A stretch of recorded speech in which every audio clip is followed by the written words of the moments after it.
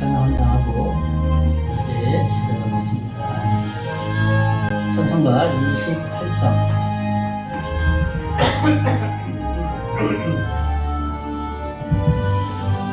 28장 찬송하고 시작합니다.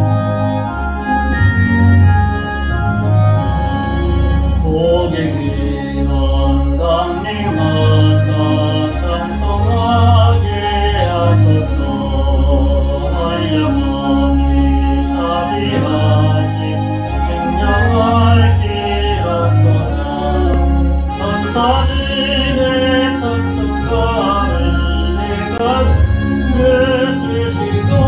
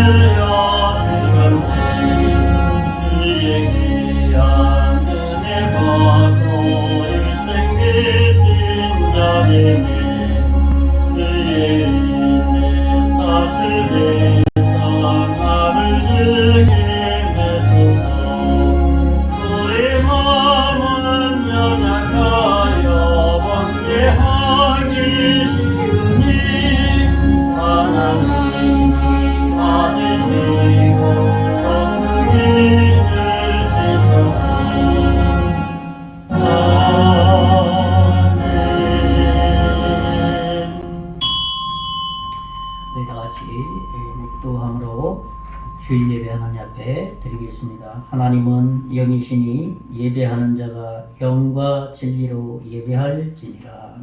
아멘.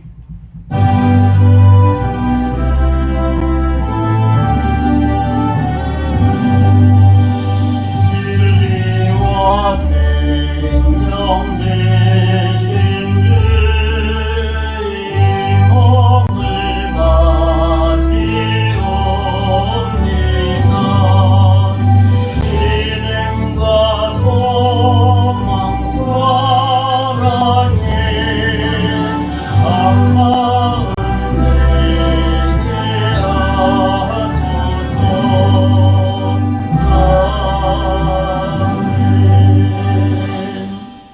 살아계신 하나님, 지난 한 주간도 지켜주신 주님의 은혜를 찬양하고 감사를 드립니다. 이 시간도 주님의 복된 거룩한 주일입니다. 하나님, 온전히 하나님께만 영광이 되게 하시고 우리는 오늘 예배를 통해서 하나님께 경배할 뿐만 아니라 말씀을 통해서 우리의 영이 새로워질 수 있는 은혜의 시간 되게 하여 주시옵소서. 예수님 이름으로 기도하옵나이다. 아멘. 찬송가 9장 찬송입니다. 하늘에 가득 찬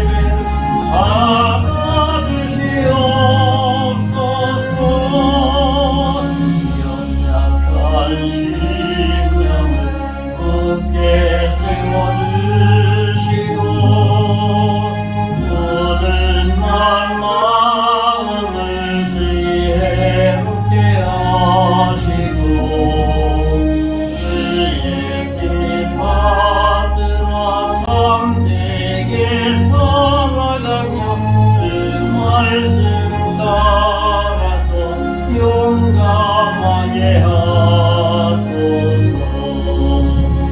권능과 지혜와 사랑 은혜의 하나님 우리에게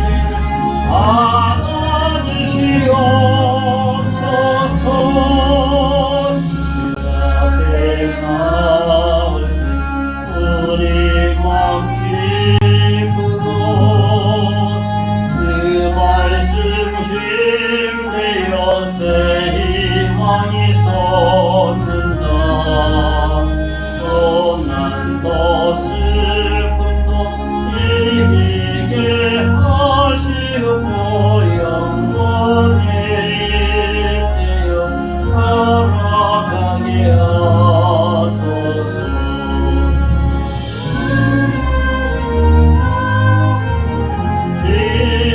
길고 생명의 하나님 우리에게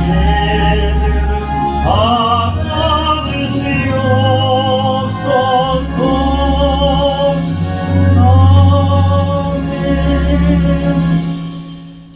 우리 다 같이 성경 교독 시편 97편 말씀입니다. 주보 선명했습니다. 제가 먼저 읽겠습니다.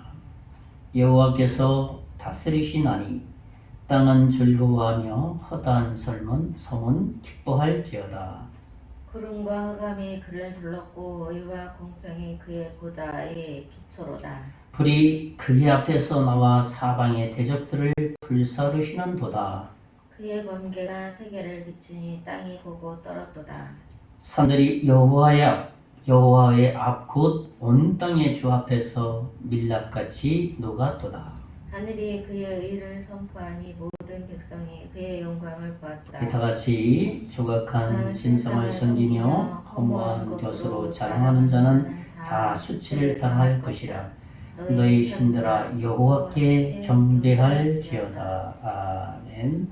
우리 사도신경으로 우리의 신앙을 고백합니다. 전능하사 천지를 만드신 하나님 아버지를 내가 믿사오며 그 외아들 우리 주 예수 그리스도를 믿사오니 이는 성령으로 잉태하사 동정녀 마리아에게 나시고 본디오 빌라도에게 고난을 받으사 십자가에 못 박혀 죽으시고 장사한 지 사흘 만에 죽은 자 가운데서 다시 살아나시며 하늘에 오르사 전능하신 하나님 우편에 앉아 계시다가 저리로서 산자와 죽은 자를 심판하러 오시리라. 성령을 믿사오며 거룩한 공예와 성도가 서로 교통하는 것과 죄를 사하여 주시는 것과 몸이 다시 사는 것과 영원히 사는 것을 믿사옵나이다.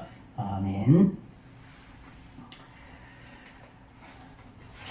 우리 찬송가 218장 찬송하면서 하나님 앞에 헌금 드리는 시간 같습니다. 218장 찬송.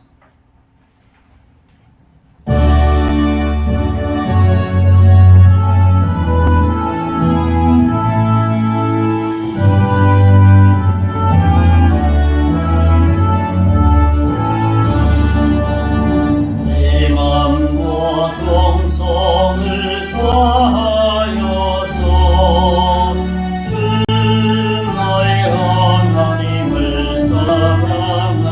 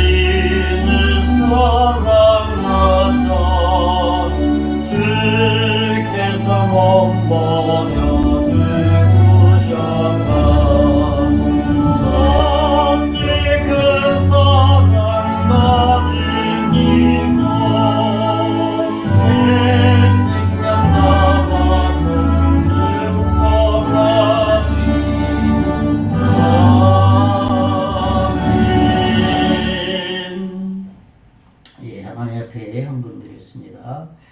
11조헌금 저희 가정에서 드렸습니다. 범사에 주님의 은혜를 감사드립니다. 저희 가정에서 공사해 주신 집사님 하나님 앞에 감사 헌금을 드렸습니다. 지난 주간에 저희 교회에 후원하신 교회들이 있습니다. 은혜로 교회, 안산 희망의 교회에서 저희 교회에 후원을 해주셨습니다. 기도하겠습니다. 모든 것이 다 하나님의 것인 것을 저희들이 믿고 그 하나님을 찬양합니다. 모든 것들이 다 하나님께로부터 왔습니다. 천지를 창조하신 하나님께서 우리에게 살아갈 수 있는 물질도 이미 모든 것을 베풀어 주셨습니다. 저희들은 그저 주님이 맡겨준 것을 관리하는 청지기에 불과한 그러한 청지기의 사명을 잘 감당하게 하시고 또 한 주간 동안 얻은 소득을 하나님이 주신 힘과 지혜와 탤런트를 통해서 얻은 것을 알기에 이 예물에 우리의 마음을 실어서 하나님의 것임을 다시 한번 드리오니 주님 드린 손길 하나님께서 이리 기억하여 주시고 빼낸 자리에 하늘의 신령한 것으로 30, 60, 100배 놀라운 것으로 채우시고 더불어 우리가 살아가는데 부족함이 없도록 경제적인 것도 하나님 책임져 주시고 넉넉하게 약속대로 부어주실 것을 믿습니다.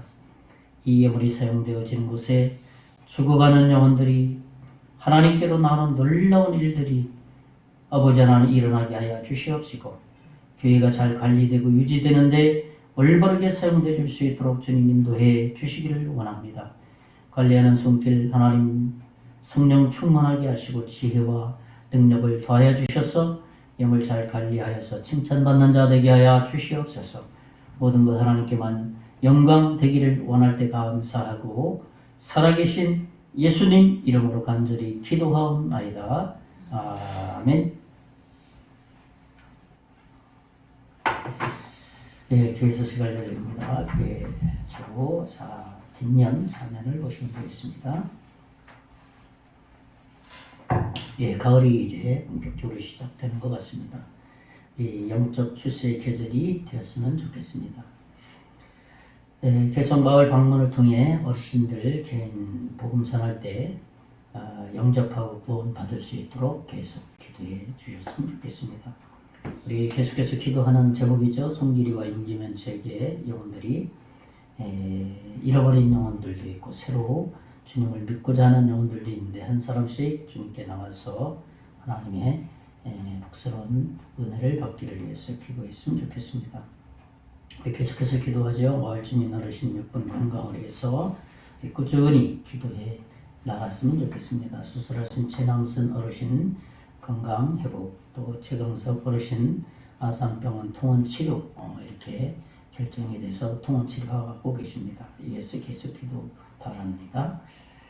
우리 임계장 사통발달에서 무료 커피 전도는 이번 주 20일 금요일 날 우리 사통발달장에서 있습니다. 복음 전할 기회가 되도록 기도를 꾸준히 했으면 좋겠습니다. 우리 계속 나라 민족을 위해서 기도하죠. 위해서 새로운 일꾼 또 정부 국방국가경제 소상공인 외교관계 결혼의 증가를 위해서 기도했으면 좋겠습니다. 또 중동 지역의 전쟁, 이스라엘과 팔레스타인 그 갈등이죠. 종교 갈등, 오랜 구약의 시대부터 흘러내려온 전쟁이었는데 이에서 전쟁이 좀 종식될 수 있도록 위해서 기도했으면 좋겠습니다. 우리 외부 화장실 리모델링 이제 마무리 단계에 있습니다. 이 진행과 재정을 위해서 기도해 주시고 영광교회에서 원하고 노예가 조건하고 시찰에서 진행되고 있습니다. 감사한 것은 이제 주변의 교회들이 후원을 좀 몇 교회들이 해주셔서 공사들이 참 은혜 가운데 잘 진행되고 있습니다. 하나님께서 이곳에 이제 영혼을 채워주실 그런 일만 남은 것 같습니다. 모든 것을 잘 준비해서 새로운 영혼들이 우리 출석하게 되면 불편함이 없도록 우리가 준비하는 과정 가운데 있으니까 후원한 교회를 위해서 기도하고 우리 봉사가 잘 마무리될 수 있도록 기도했으면 좋겠습니다. 우리 매주 암송을 통해서 하나님께 은혜를 받는 시간이죠. 지난 시간에는 경건의 본을 보이신 예수님에 대해서 묵상을 했고, 이번 주는 우리 구약의 인물 모세를 묵상하는 주간입니다. 출애굽기 33장 11절 우리 같이 한번 읽어볼까요? 시작. 사람이 자기의 친구와 이야기함 같이 여호와께서는 모세와 대면하여 말씀하시며 모세는 진으로 돌아오나 눈의 아들 젊은 수종자 여호수아는 회막을 떠나지 아니하니라. 모세가 하나님 앞에 늘 교제하는 삶을 사는 것을 보고 그의 제자 여호수아가 모세는 예배당을 떠났는데 이제 여호수아는 조금 부족한 느낌을 가졌나 보죠. 계속 기도하는 모습입니다. 이번 한 주도 이 말씀으로 승리했으면 좋겠습니다. 우리 찬송가 369장 찬송한 다음에 기도하고 이 말씀을 듣는 시간 갖겠습니다. 369장 찬송입니다.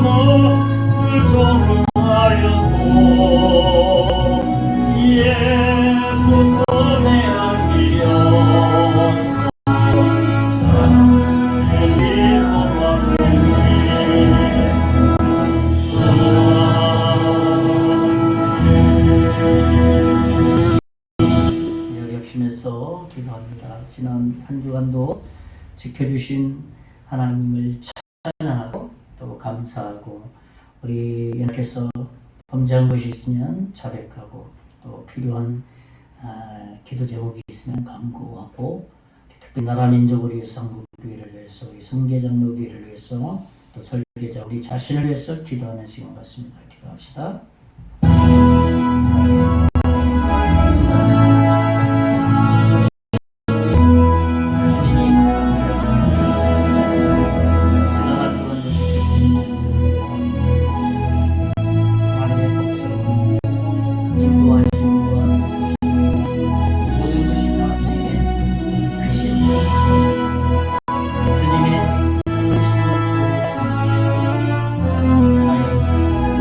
주님의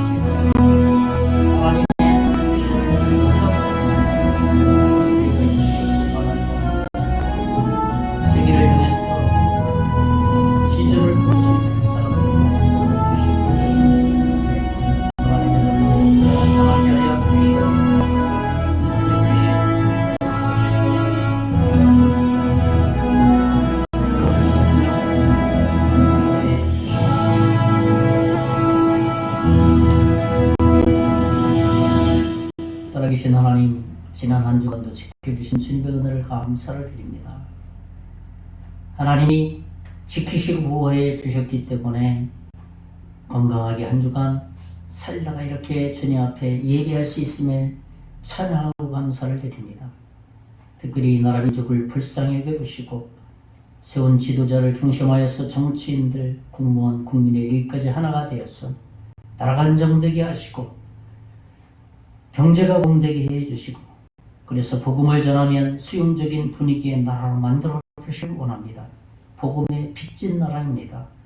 이를 위해서 한국교회가 기도하게 하시고 지도자들이 영적 지도자들이 깨어서 근신할 수 있도록 하나님 인도해 주시고 강단에서 외치는 복음이 바른 복음을 선포하고 말씀으로 영적인 신앙 양육을 통해서 하나님의 자녀로 바르게 세워갈 수 있도록 뒷가수금의 역할을 감당할 수 있도록 주여 인도해 주시기를 원합니다. 하나님 이 지역을 우리 성계장로 교회에 맡겨주셨사오니 이 시대의 영혼들 하나님 맡겨준 사명을 잘 감당할 수 있도록 하시고 죽어가는 영혼들 주께로 인도하는 데 쓰임받을 수 있도록 하나님 인도해 주시고 그들이 위해서 원받아서 이 지역뿐만 아니라 세계를 향한 꿈과 비전을 가지고 있도록 주여 인도해 주시기를 원합니다. 오늘 말씀을 듣기를 원합니다. 말씀을 전하는 자 듣는 자 동일이 하나님의 은혜 가운데 거할 수 있는 복스러운 시간 되어 주시옵소서. 믿고 감사하고 살아계신 예수님 이름으로 간절히 기도하옵나이다. 아멘.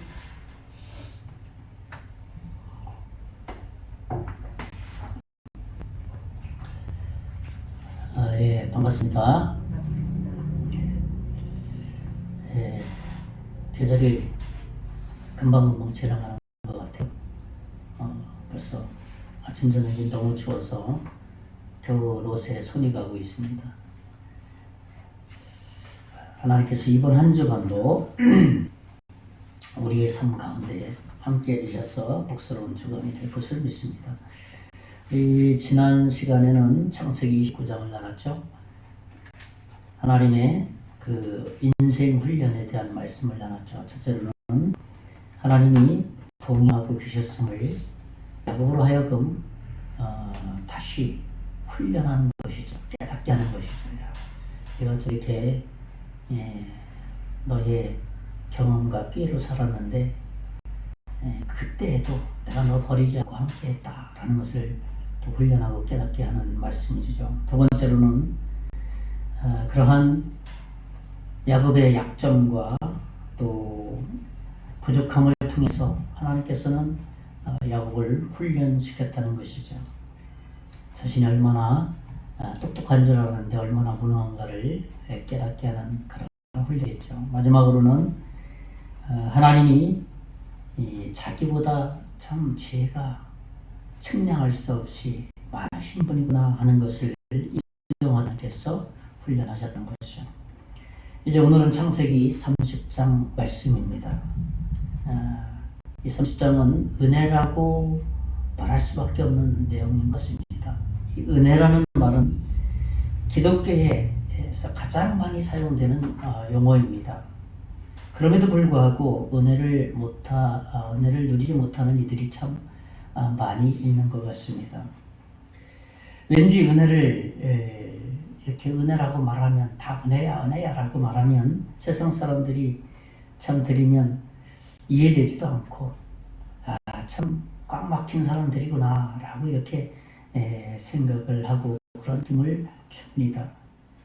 세상 사람들이 그렇다면 과연 우리는 어떠냐 하는 겁니다. 은혜에 대해서 우리 믿음의 사람이 은혜 받은 자로 잘 살아간다면 그런 느낌을 주거나 또 우리도 그러한 느낌을 받지 않을 텐데 그러한 느낌을 주고 그러한 느낌을 갖도록 하는 것은 우리가 은혜 받은 자로서 은혜를 보여주지 못한 결과라 할 수 있겠습니다.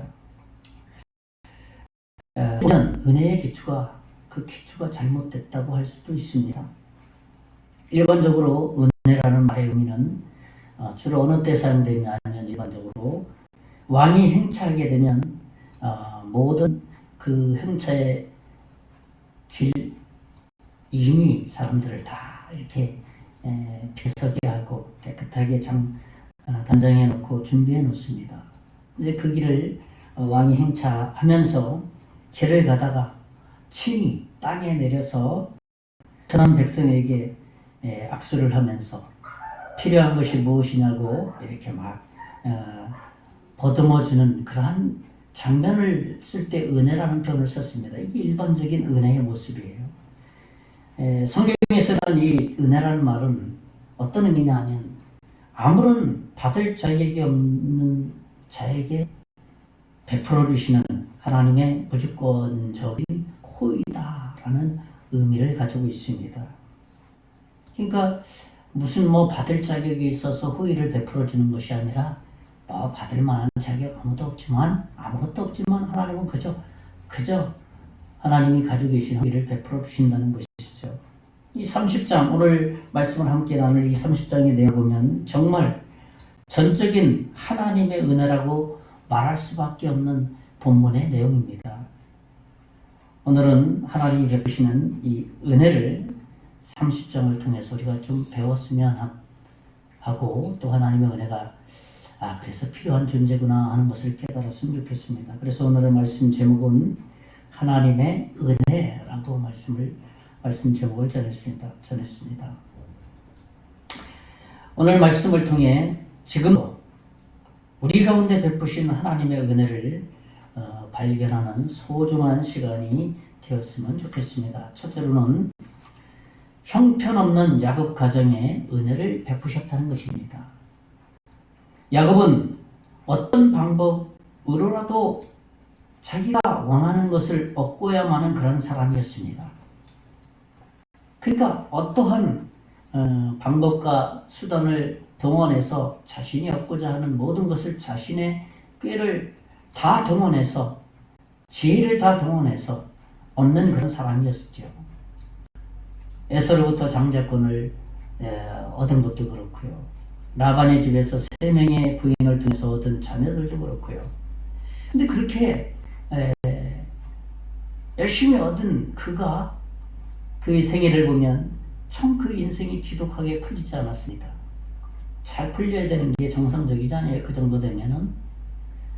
그러한 그에게 우리 지난 29장에 하나님께서는 인생 수업을 시키셨죠. 그 뒤에도 야곱은 축복을 받기는 했지만 어려움은 계속 이어졌습니다. 우리 오늘 창세기 30장에 야곱의 가정이 나옵니다. 야곱에게 여러 부인이 있지 않았습니까? 서로 시기하고 질투하는 그 가정이 되었습니다. 30장 오늘 1, 2절을 제가 읽어드립니다. 라헬이 자기가 야곱에게서 아들을 낳지 못함을 보고 그의 언니를 시기하여 야곱에게 이르되 내게 자식을 낳게 하라. 그렇지 않으면 내가 죽겠노라. 2절에 야곱이 라헬에게 성을 내어 이르되, 야곱도 이제 화를 낸 거잖아요. 그죠? 성을 내어 이르되 그들을 임신하지 못하게 하시는 이는 하나님이시니 내가 하나님을 대신하겠느냐. 오늘날 변호를 한다면 부부싸움이 일어난 거예요. 왜 언니에게는 자식이 있는데 왜 나에게는 자식이 없냐. 나에게 자녀 낳게 해달라. 그렇지만 난 집 나가겠다. 난 죽겠다. 이 정도까지 심지어는. 그래서 야곱이 성깔이 난 거죠. 화가 나서. 야, 임신하지 못하는 게 내 탓이냐. 하나님이 하시는 일이다. 내가 하나님 대신할 수 없다. 그렇게 부부싸움을 한 거죠. 라헬은 성격이 좀 급했던 것 같습니다.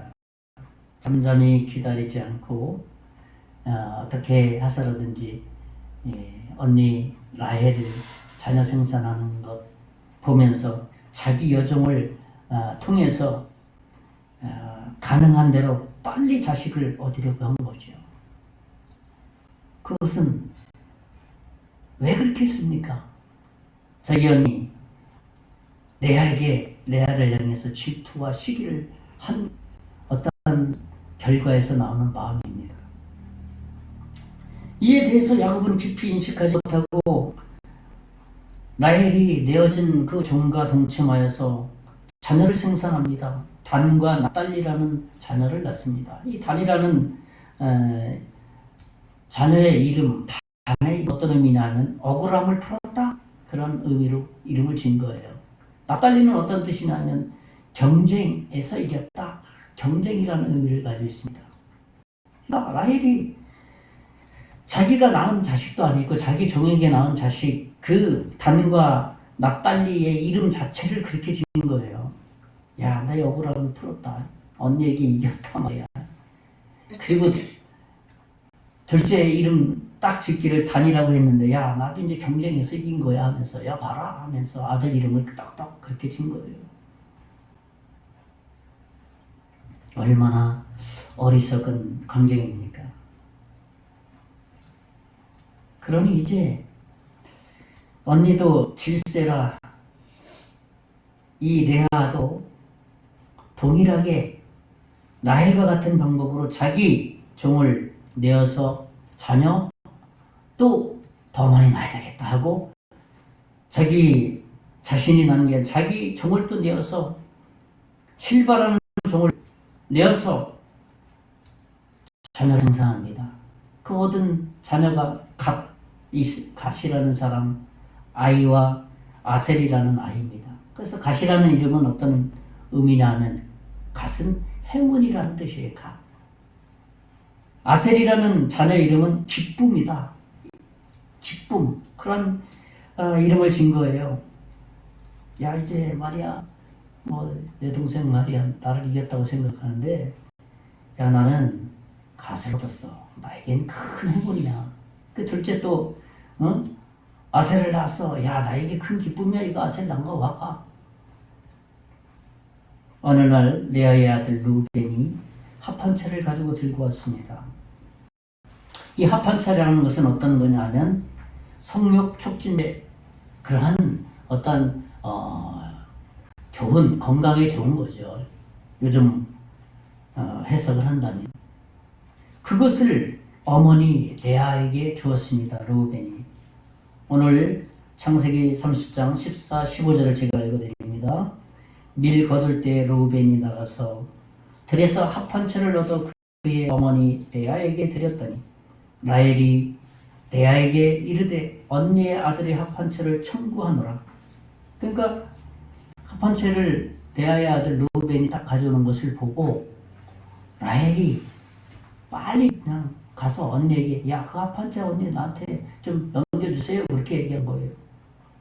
레아가 그에게 이르되 15절에 네가 내 남편을 빼앗은 것이 작은 일이냐? 그런데 네가 내 아들의 합판채도 빼앗고자 하느냐? 라헬이 이르되 그러면 언니의 아들이 합판채 대신에 오늘 밤에 내 남편이 언니와 동침하리라 하니라 그랬어요. 그러니까 이 언니와 라헬과 레아는 항상 이 마음의 경쟁력이 있었던 것 같아요. 사실 그렇잖아요. 야곱이 라헬을 먼저 보고 마음에 들어서 7년 얻었는데, 일을 했는데, 첫째 라헬이 들어오는 자 때만 그 나라의 풍습상 첫째가 먼저 이렇게 시집가는 게 관습이었거든요. 그리고 7년을 더 일해서 라헬을 이제 서로 받아들였는데, 레아가 네가 내 남편 뺏어가지 않느냐, 그런 어떤 마음의 억한 심정이 있었나 봅니다. 여기 말씀을 보면 라헬은 레아에게 합판채를 좀 이렇게 청구를 했습니다. 나에게 달라. 합판채는 오늘날에 뭐라 그랬습니까?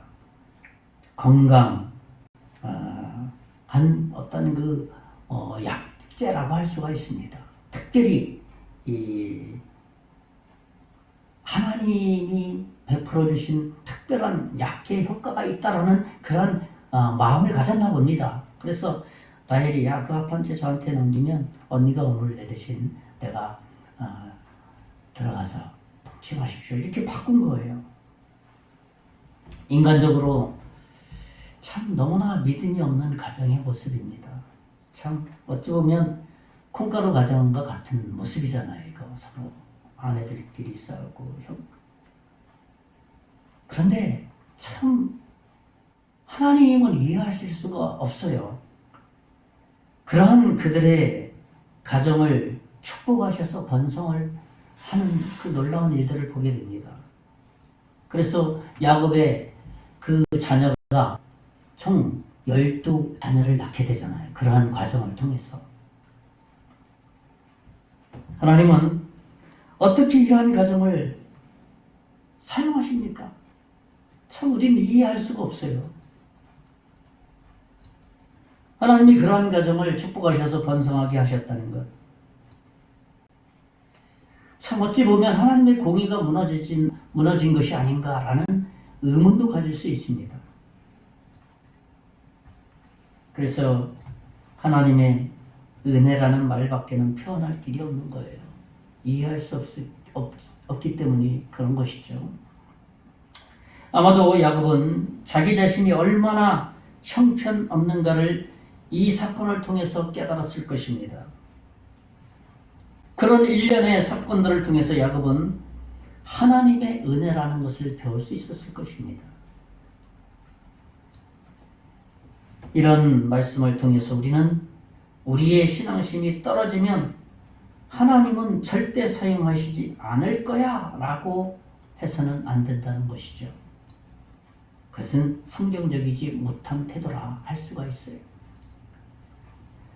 우리가 생각하기에 이 정도면 사용하지 않을 거야 하는 그러한 우리 자신의 모습, 부족함의 모습, 그러한 태도는 성경적이지 않다는 것입니다. 우리는 외적으로나 내적으로 생각하기를 이런 생각, 저런 생각할 수 있을 것입니다. 야, 저런 가정을 사용하실 수 있어, 하나님이? 야, 저 사람 저렇게 찌질한데 사용할 수 있을까? 야, 저런 교회, 야, 매일 문제 일어나는 교회 하나님이 사용하실까? 그렇게 우리는 생각할 수 있습니다. 우리 중심의 생각, 우리가 생각하는 기준을 놓고 바라보니까 그렇게 생각할 수 있다는 것입니다. 하나님은 야곱이 자기 힘으로 이루려고 하는 것을 통해서 자기의 무능함을 가르쳐 주시는 거예요. 그리고 도리어 하나님은 그러한 그를 통해서 내가 너를 사랑한다. 내가 너의 가정을 사용한다. 깨닫게 하심으로 야곱은 정말 나 같은 깨로 사는 나 같은 인생, 야, 나의 가정 내가 봐도 진짜 말도 안 되는 가정인데 매일 부인들이 싸우고 말이야. 정말 하나님의 은혜밖에 없구나. 하나님이 그것을 가르쳐 주려고 하는 겁니다. 이것이 은혜이며 구원입니다.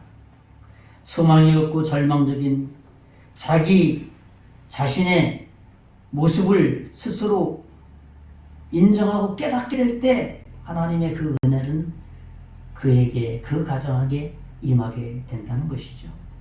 하나님은 우리가 구원받은 이후에도 은혜가 필요하다는 이 사실을 깨닫게 함으로써 은혜로 사는 자로 만들어 가신다는 사실이에요.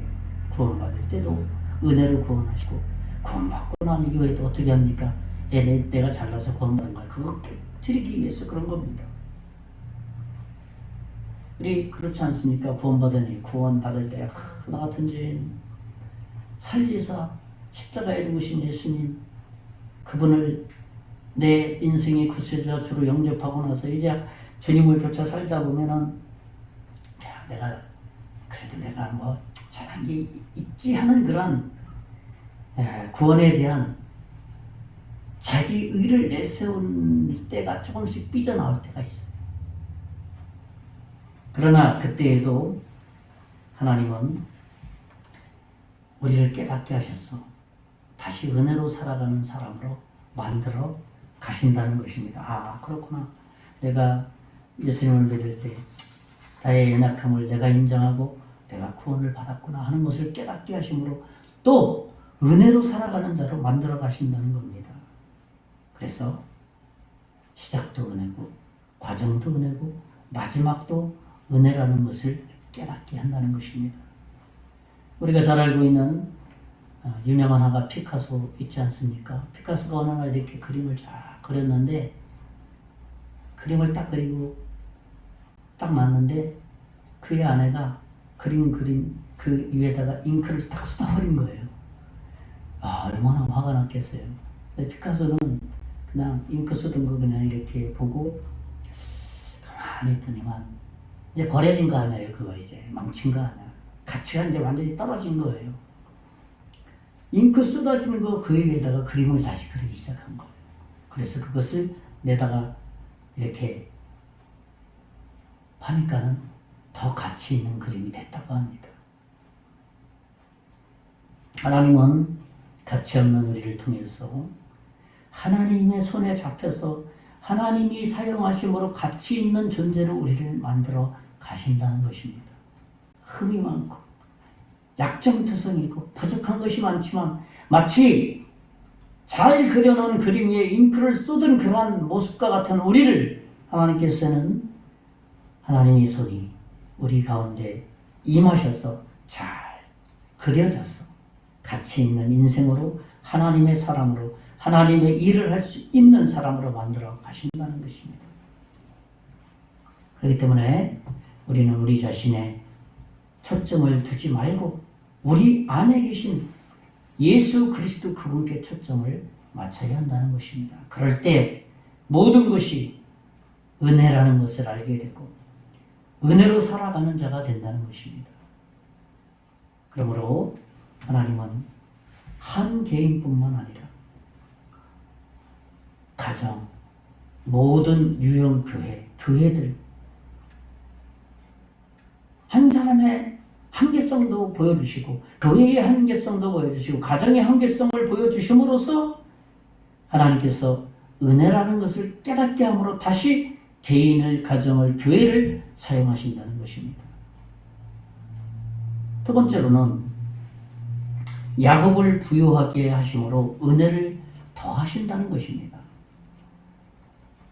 야곱은 고향으로 갈 생각을 마음에 굳혔습니다. 그런 마음을 먹고 이제 외삼촌 라반에게 말을 합니다. 워낙 개선적인 외삼촌 라반이기 때문에 쉽게 제한할 수 없는 것이죠. 그런데 야곱이 외삼촌에게 하는 제안이 너무나도 이상합니다. 한번 보겠습니다. 본문 창세기 30장 32, 33절에 보면 제가 읽어드립니다. 오늘 내가 외삼촌의 양 떼에 두루 다니며 그 양 중에 아롱진 것과 점 있는 것과 검은 것을 가려내며 또 염소 중에 점 있는 것과 아롱진 것을 가려내리니 이 같은 것이 내 품삯이 되리이다. 후일에 외삼촌께서 오셔서 내 품삯을 조사하실 때에 나의 의가 내 대답이 되리이다. 내게 혹시 염소 중 아롱지지 아니한 것이나 점이 없는 것이나 양 중에 검지 아니한 것이 있거든 다 도둑질한 것으로 인정하소서. 참 이 말씀을 정리해 보면 그렇습니다. 야곱은 양 중에서 얼룩지고 점 있는 또 검은 것은 자기가 갖겠다고 했습니다. 역시 염소도 똑같이 그렇게 하겠다고 외삼촌에게 제안을 합니다. 참 어찌 보면 다 외삼촌이 가지고 있는 양과 염소는 다 시끗시끗한데 생물학적으로 말이 되지 않는 거잖아요. 이게 신랑끼리 신랑끼리 했는데 새끼가 점 있는 얼룩진 게 나오겠어요? 염소가 검은 거가 있는데 하얀 거게 나오겠어요? 그냥 검은 거가 나오는 거예요. 점박이는 안 나오는 거예요. 이게 생물학적인 참 이상한 거예요. 제안이 참 이상한 제안을 하고 있습니다. 생각해 보세요. 야곱이 그렇게 꾀가 많고 손해보지 않고 절대 뒤지기 싫어하는 그가 그 꾀돌이가 어떻게 이런 제안을 했겠습니까? 반면 외삼촌은 어쩌겠어요? 기분이 째지는 거죠. 야, 쟤는 참 똑똑한 것 같은데 바보네 하면서 그렇게 하라. 네가 제안한 거니까 그렇게 하자. 그렇게 얘기한 것이죠. 야곱이 제안에 라반은 속으로 굉장히 기뻐했겠죠. 우리 37절 말씀부터 40절을 보겠습니다. 제가 읽어드립니다. 야곱이 버드나무와 살구나무와 신풍나무의 푸른 가지를 가져다가 그것들의 껍질을 벗겨 신무늬를 내고 그 껍질을 벗긴 가지를 양떼가 와서 먹는 개천의 물 구유에 세워 양떼를 향하게 하며 그때가 물을 먹으러 올 때에 새끼를 베니 가지 앞에서 새끼를 뱀으로 얼룩얼룩한 것과 점이 있고 아롱진 것을 낳은지라. 야곱이 새끼 양을 구분하고 그 얼룩 무늬와 검은빛 있는 것을 라반의 양과 서로 마주보게 하며 자기 양을 따로 두어 라반의 양과 섞이지 않게 하며. 참 얼마나 비과학적인 여기 말씀 살구나무, 신풍나무, 버드나무 껍질 벗겨가지고 서로 색깔이 다른 거 딱 세워놓고 말이야. 그 위에다가 딱 가지 해놓는다고 양들이 와서 내 새끼는 이제 이렇게 거뭇거뭇하게 나야지 뭐 그게 말이 돼요. 생물학적으로 말도 안 되는 거잖아요. 지금 비과학적인 거잖아요. 이해할 수 없는 광경입니다. 이 본문의 내용은. 그래서 성경을 우리가 과학적으로나 무슨 논리적으로 이해하려면 이해할 수가 없어요. 그냥 믿음으로 이해해야 되는 겁니다. 기적적으로 하나님은 그렇게 얼룩지게 만드셨어요. 그러한 새끼가 나오게 했어요. 비과학적인 방법을 통해서 야곱을 통해서 얼룩무늬 양이 나오게 하고 얼룩무늬 염소가 나오게 했습니다. 또 재밌는 것은 야곱이 비실비실 되는 그 양에게는 그렇게 하지 않았습니다. 좀 건강한 양에게만 그렇게 했다고 합니다. 야곱이 이렇게 깨돌이 자기 깨로 살던 이 비논리적으로 말도 안 되는 게 이렇게 하는 것은 다음 시간에 말씀을 나눌 31장에 우리는 힌트를 얻을 수 있습니다. 31장 10절에서부터 12절을 한번 보겠습니다. 제가 읽어드립니다. 그 양떼가 새끼 뵐 때에 내가 꿈에 눈을 들어보니 이제 그렇게 하게 된 이유가 나오는 거예요. 내가 꿈을 꿨다. 양떼를 탄 순양은 다 얼룩무늬 있는 것과 점 있는 것과 아롱진 것이었더라. 꿈에 본 거예요. 그렇게. 11절에 꿈에 하나님의 사자가 내게 말씀하시기를 야곱아 하기로 내가 대답하기를 여기 있나이다 하며 12절에 이르시되 네 눈을 들어보라. 양떼를 탄 순양은 다 얼룩무늬가 있는 것, 점 있는 것과 아롱진 것이니라. 라반이 내게 행한 모든 것을 내가 보았노라. 그러니까 이 말씀을 요약해보면 그런 겁니다. 하나님은 라반이 야곱을 속인 것을 다 지켜보고 있었다. 이렇게 말한 겁니다. 그러면서 그동안에 그것을 내가 다 갚아주마 라고 말씀하시는 겁니다. 그래서 야곱도 좀 똑똑한 자기도 이해가 되지는 않지만 비상식적이고 참 말도 안 되는 일이지만 하나님이 보여주셨기 때문에 그것을 믿은 것이죠. 라반이 아무리 계산적이고 삼촌 라반이 아무리 계산적이고 똑똑한다 할지라도 상상할 수 없는 방법이에요. 그렇죠? 박수칠 이야기잖아요. 다 신양만 나오고 검은 염소만 나올 것인데 얘는 참 바보스럽게 엉뚱한 제안을 하는 거예요.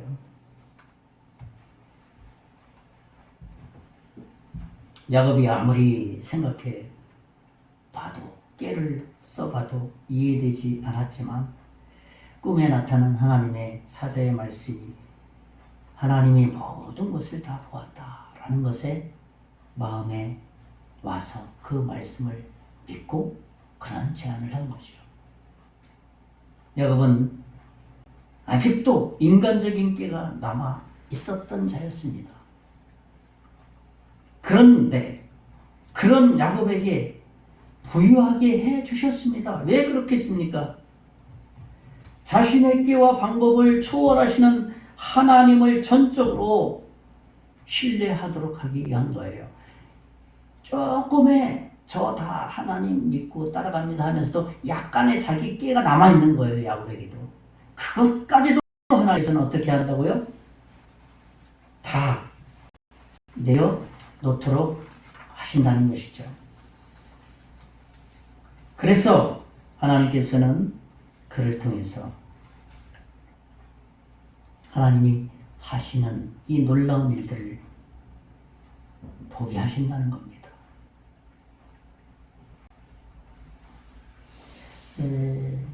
영국의 여왕, 그 왕궁에 도둑이 이렇게 몰래 숨어서 있다가 이렇게 들킬 것 같아서 벽 속에 숨어 있다가 발각이 된 거예요. 그래서 여왕이 어두워에 와서 여기서 뭘 훔치려고 그랬냐? 이야기해봐라. 그러면 내가 은혜를 제가 베풀어 주겠다 하면서 어떤 이 절두범에게 이야기를 했습니다. 그런데 이 절두범이 은혜를 베풀어 주신다고 말하니까 절두범이 여왕님, 은혜를 베푼다는 것은 어떤 조건이 있는 것이 아니지 않습니까? 라고 이렇게 말을 했다고 합니다. 무슨 조건을 걸고 이렇게 말씀을 하시면 은혜가 아니지 않습니까? 오히려 그런 말을 했다고 해요. 그래서 여왕은 그렇구나. 그럼 내가 무조건 내가 은혜를 너를 용서해 주마. 그렇게 했다고 합니다. 그래서 용서를 받은 그 사람이 후일에 그 여왕의 충성된 종이 되었다고 합니다. 충실한 종이 되었다고 합니다. 우리는 아무 조건 없이 하나님의 은혜를 받은 자예요. 아마 그 여왕의 충성된 종이 된 사람은 자기를 은혜로 베풀어 준 것을 알았기 때문에 내가 충성스럽게 자기 인생을 여왕에게 바쳤듯이 우리는 아무 보잘것없고 정말 하나님 앞에 어떤 내세울 조건이 없는데 우리를 무조건적으로 사랑하셔서 독생자를 보내주셔서 구원하신 그 하나님을 향해서 충성된 종으로 살아가는 것은 마땅합니다. 예수 그리스도의 복음을 전하는 충성된 하나님의 종으로 하나님의 일꾼으로 살아가는 것은 너무너무 마땅한 일입니다. 그것이 그리스도인의 삶이 되어야 된다는 것이죠. 이제 말씀을 정리합니다. 저는 오늘 창세기 30장을 통해서 하나님의 은혜에 대한 말씀을 전했습니다. 첫째로는 하나님은 형편없는 야곱의 가정을 정말 인간적으로 생각할 때는 은혜를 받을 만한 자격 요건에서 벗어난 가정을 하나님은 사용하셔서 야곱의 12가정을 12자녀를 낳게 하심으로 12지파를 만들어서 하나님의 복음의 역사를 이루어 가셨다는 사실입니다. 두 번째로는 그 야곱에게 더 부유하게 하심으로써 야곱에게 남아있는 마지막 잔기 하나까지도 다 버리게 하면서 모든 것이 하나님의 은혜입니다 라고 고백하도록 하나님께서 은혜를 베풀어 주셨습니다. 이번 한 주간도 하나님께서 우리가 살아가는 그 삶의 현장에 베풀어 주시는 하나님의 은혜를 발견하여서 그 은혜에 감사하는 또 은혜에 보답하는 그런 한 주간 되시기를 예수님의 이름으로 부탁의 말씀을 드리겠습니다. 기도하겠습니다. 살아계신 하나님 아버지, 모든 것이 다 은혜입니다. 받을 만한 자격 조건이 하나도 없는 저희들을 사랑하셔서 2000년 전에 독생자 예수 그리스도를 보내심으로 십자가에 죽게 하심으로 우리의 죄를 대신하셔서 모든 죄를 다 갚아주셨습니다. 그 은혜로 저희들은 살아갈 뿐입니다. 이번 한 주간도 그 은혜에 감사하며 하나님이 베푸시는 그 은혜를 발견하여서 또 하나님을 찬양하고 감사하는 한 주간 되게 하여 주시옵소서. 믿고 감사하고 살아계신 예수님 이름으로 간절히 기도하옵나이다. 아멘. 우리 찬송가 441장 찬송하고 오늘 주일의 모든 얘기를 마치겠습니다. 441장